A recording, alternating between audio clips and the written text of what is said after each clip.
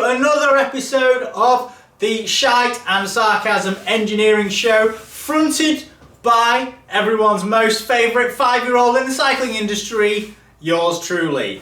In today's episode, all the way from a man down under called Josh, we've got these, which are KPS Cycling wheels. So Josh Pell, who owns the organisation, sent a set of these in for review and critiquing and reaming. So that's what we're going to do right now.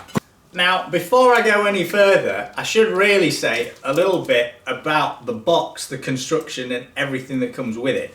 It is a really polished product. The box is like double skinned and you get everything. You even get wheel bags, which in this day and age is rare.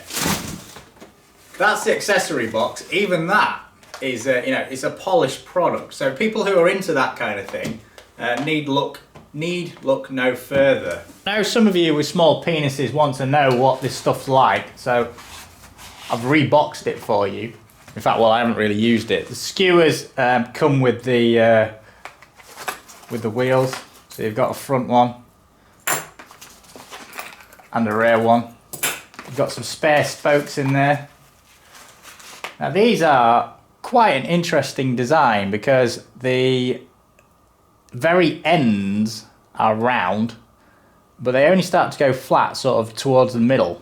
We'll come on to that later. So they're straight pull. The other things you get are rim tape. I use some other different rim tape and some brake pads, some valve extenders, that sort of thing. So these are the wheels. So Josh has sent me a set of 50mm wheels, but you can get them in various combinations. If you look at the weave, it's very similar to the wheels that are offered by Windspace and Hunt. It's very, very similar. The spokes are carbon, so they're carbon and flat between sort of there and there, and then they go into the hub. This is the rear hub. It is 27mm wide across here to there. It's actually slightly narrower towards the point where the bead of the tyre locates in. I fitted Continental GP 4000s 23mm to this wheel. The rim profile itself is quite blunt. I think you'd probably say it's more of a U shape than a V if you're into that sort of thing. These particular wheels are tubeless compatible, but I've fitted tubed tyres to it. Let's just take this hub apart now. So in here we've got EZO or EZO, depending on how you want to say it. It's a 6902 2RU on that side. The cap that goes in is threaded on a hex. I've just undone it just for the purpose of this video. And the straight pull spokes go straight into there. It's double sealed, so you've got the primary outer seal, which is machined aluminium, and then a secondary seal that goes onto the bearing. There's a small lip there, which is a good feature because it will give you a bit of offset, and it'll also preload the inner. This is the rear free hub. The cap on this side is only single sealed, so that's not quite as good as the other side. The free hub comes off, and you can see it's been used, but it's extremely hard. There's no teeth marks in there. Admittedly, I don't put excessive watts through. I have the same power as a shrimp. And then the free hub is 3 pawl, but it's got multiple teeth on each of the pawls. They're all functioning freely. You'd expect that. The wheel hasn't really covered that many miles, only a few thousand. This is a close-up of the poles. So there's 3 teeth on each of them. So this is the front wheel. I've just put that on there. It is a very similar construct. Well, it's the same rim as the rear wheel. Straight pull, unlike the rear, which is crossed. Now, overall, I don't really talk about riding performance on these wheels, but they're just a set of wheels. They go round. They don't really give you any issues, and I doubt they will do going forward. There's a few things that you do notice about them, and that's probably because I'm comparing them to other wheels. Now, as far as wet braking performance goes, this is probably average. I mean, in this class, probably the one that people see as the benchmark are the wind space wheels, which are these ones. The wet weather performance is just the same. These wheels have gone through winter, so the brake track's trashed, whereas those ones, the KPS ones, haven't seen a winter, so they haven't seen as much damage on the road. So that's one thing. The other thing is in terms of crosswind stability and all that kind of stuff. I'll talk you through that in the PowerPoint. Now I should really touch on the spokes on this wheel set. So these spokes are carbon, which is a trend that seems to be coming in right now. They're not particularly wide, and what I mean by particularly wide is, let me get, if I bring the wind space wheels in, you see the spokes on the wind space are wider, but they're not excessively wide. What I've got now are Far Sports wheels, and these wheels have extremely wide spokes. The other thing that is, my colleague also commented on this, is the spokes themselves are more of a square section rather than a rectangle through the middle, whereas the Far Sports one are more of an ellipse, as are the wind space, but the ellipse chord on the wind space is shorter than the Far Sports. That presents an aerodynamic penalty for these kind of wheels, because you towards the extremity where it is far away from the centre of rotation, you get more turbulence. So a round object spinning further away gives you a bit more of a headache. These wheels would really benefit from hidden nipples, which is an option that you can have from KPS. Right, it's that time of the video again. It is time for PowerPoint. So let's see if the pen is working. Pen is working. Might look like something else, but those of you with a sick mind, just sick, disgraceful. KPS Cycling Wheels from the man down under. By Hambini, age 5. The merch is coming back now I've sorted out the logistical issues. Right, first of all, who are KPS? Well, KPS is owned by Josh Pell. He is an industrial designer, and I think he lives in Melbourne, which is in Australia, in Victoria no less. And these wheels are designed and built in Australia. I suspect the parts come from abroad, but that's how they're marketed. The other key thing is they are highly customizable. You can get all sorts of combinations with them. They are 1,850 Australian dollars to view, or to buy. Let's show you the website. So this is the website. You've got all these wheels to pick from. So we pick on wheels, rim brake. So I think the ones I've got are the KPS Pro 50s. You can pick whatever you want, really. All these things you can pick from. Loads of them. And irrespective of what you pick, it always ends up being the same price. So that's quite good. $850 US, which is, I think, about 950 quid, maybe 1,300 US, something like that. So decent value for money there.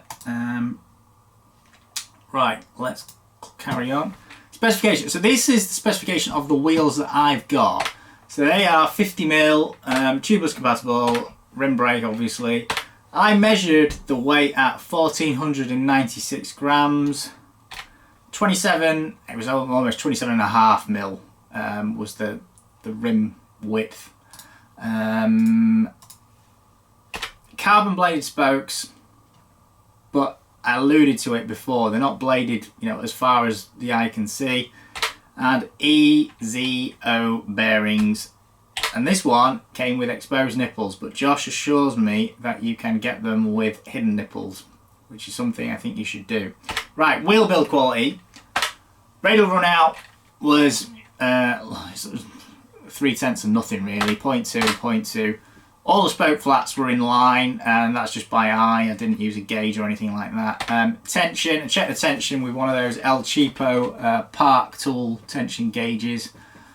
And then it was fairly even, nothing to report really there. And the rim manufacture looks clean. So all the things that you would look at that the average punter could judge all really passed. Bearings, so you know you've got a combination from M7 to P7. They're okay. The fits were okay, so it suggests the hub is well made. Right. This is the vibration plot for the bearings. I can't remember if this is the front or the back. I suppose it's irrelevant. I think it's the front actually. The orange line is what they were like when they were new. There's nothing really much to report there. You've got this is the wheel speed. Okay, slightly elevated. Nothing really much else there. But you've also got this, which is the ball pass frequency outer, so that's suggesting a defect on the outer race. So when it was new, the bearing, it was the front actually, the bearing had a defect on the outer race. After 4,000 kilometers, that defect got worse, as did the running speed defect. Overall vibration increased, and you got another defect here which is related to the ball spin. So after 1500 kilometers, that's when that started to develop. So in normal riding, you'd probably get 3,000 to 5,000 Ks from those bearings before they need replacement. Given that they were ridden in summer, I'd say that was the bottom end of the expectations. It's not ideal, using someone else's words there, but there you go. Right, next one, residual imbalance. So if you take the wheel out and then put it in a balancing machine, this tells you how much imbalance there is. So the way to read this is in gram millimeters. So the wheel is nominally what, 622, so about 300 millimeters from the center to the rim bead, wheel bead, sorry, tyre bead. So 600 is like 10 grams out of, 20 grams out of balance. That is for the KPS wheel. The wind space is basically 500, and the Far Sports was 260, 280. So that's almost a sign of you know, how even the resin has gone round, and the layup, how even all that stuff is. So that's an indication of that. The other thing that is important is on the same test. So Schenck is a company that does balancing machines. They're extremely popular in Europe, not so much so in the States. But those balancing machines will give you the moment of inertia of an object. So a moment of inertia is how fast the thing will accelerate, and this is 38.4 times 10 to the 6 grams per millimeter squared. So you could say that's 38,400 kilograms per millimeter squared. The lower that number is, the faster the wheel will accelerate.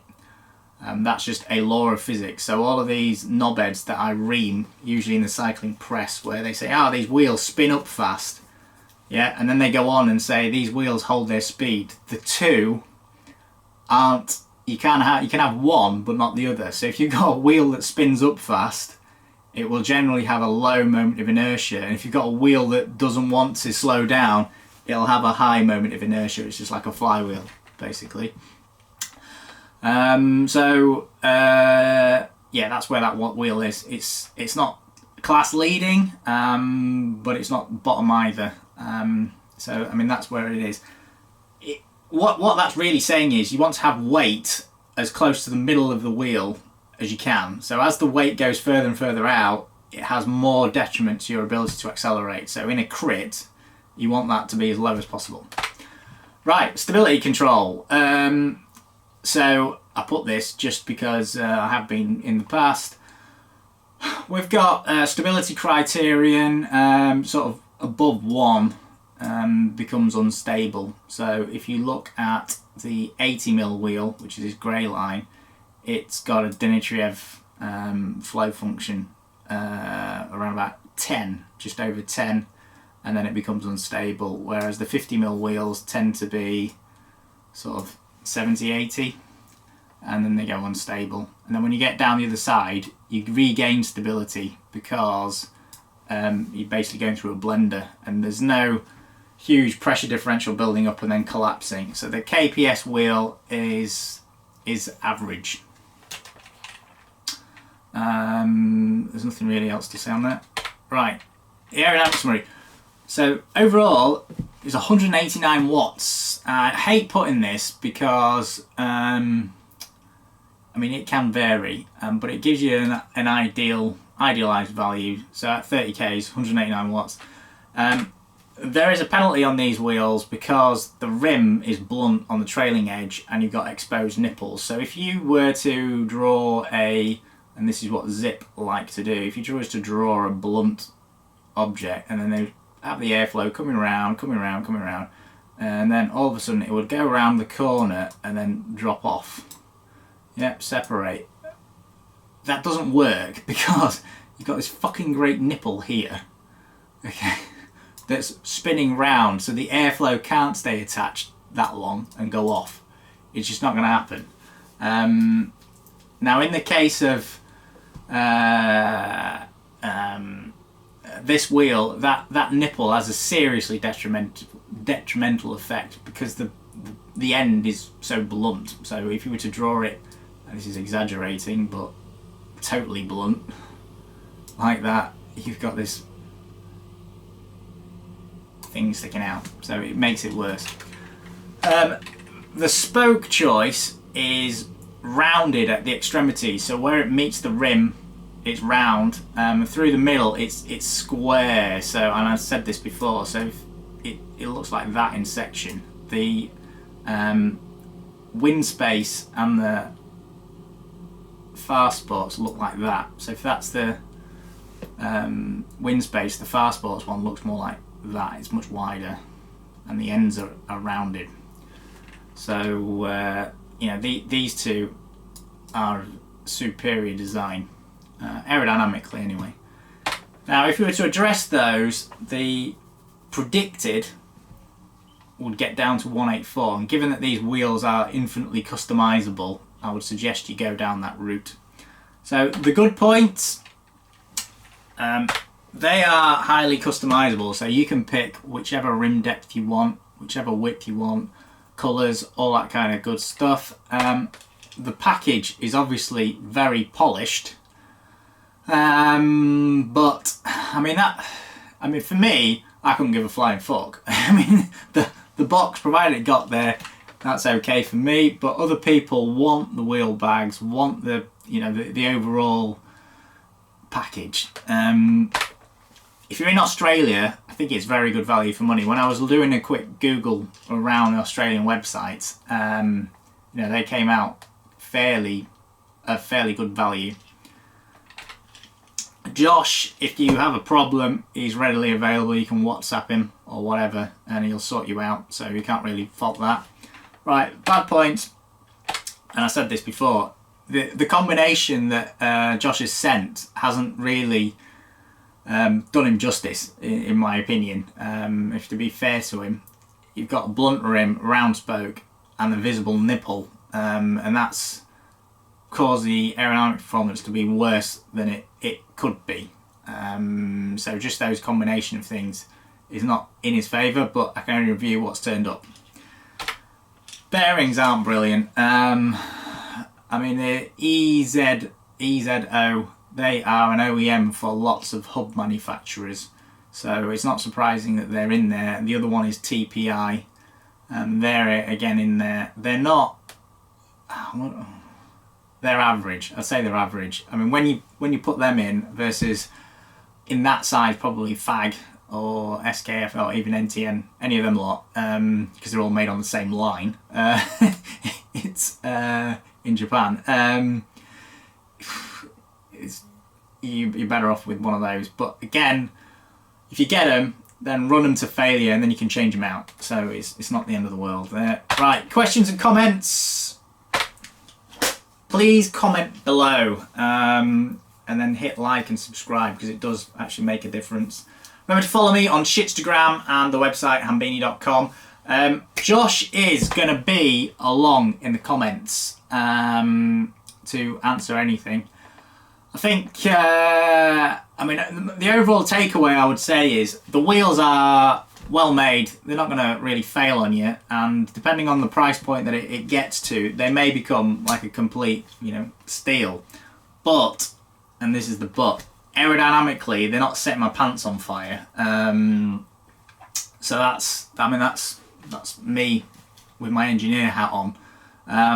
But I mean, for most people, they're not going to care. So the difference between a 35mm and a 50mm, you'll notice. Between 50mm, you're unlikely to notice unless you get the top end 50mm and the bottom end 50mm. This isn't really the bottom end of the 50mm, and it depends on what you pick. You could pick a better combination than what's turned up. So that would be the advice that I would give. As always, thank you very much for watching, and keep banging your hairdressers.